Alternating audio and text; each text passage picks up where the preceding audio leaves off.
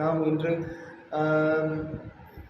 தமிழ் சினிமாவில் முன்னணி பாடகராக திகழ்ந்த பின்னணி பாடகர் திரு டி.எம். சௌந்தரராஜன் அவர்களை பற்றி தான் இன்று நாம் பார்க்க போகிறோம். அவர் 1922 மதுரையில் பிறந்துள்ளார். அதன்பின் தமிழ் சினிமாவில் 10,000க்கும் மேற்பட்ட பாடல்கள் பாடி தெய்வீக பாடல்கள் 3000க்கும் மேல் பாடியுள்ளார்.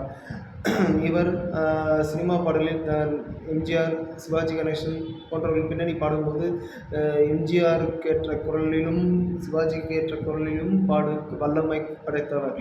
இவர் பாடல்கள் இன்றும் மக்களால் கொண்டாடப்படுகிறது.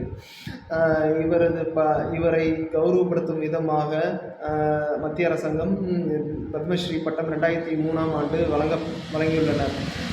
இவர் 2010ஆம் ஆண்டு கோவாவில் நடைபெற்ற செம்மொழி மாநாட்டில் செம்மொழியாம் தமிழ் மொழியாம் என்ற பாடல் மிக உணர்ச்சிமிக்க பாடலை பாடியுள்ளார். இந்த பாடல் தான் இவர் கடைசியாக பாடிய பாடல். 2013ஆம் ஆண்டு இவர் காலமாகிவிட்டார். இவரை கௌரவப்படுத்தும் விதமாக 2016ஆம் ஆண்டு இவர் மற்றும் இன்னும் 10 தமிழ்நாட்டில் சிறந்த பாடல்களில் ஒரு மினியேச்சர் ஷீட்டில் 11 ஸ்டாம்பாக வெளியிட்டுள்ளனர். இதில் அந்த மினியேச்சர் ஷீட்டை தான் நீங்கள் வீடியோவில் பார்க்கிறீர்கள். இதில் லெஃப்ட் கார்னரில் கீழ் நாம் டி.எம். சௌந்தரராஜன் அவர்களுக்கு வெளியிடப்பட்ட அஞ்சல் தலை உள்ளது.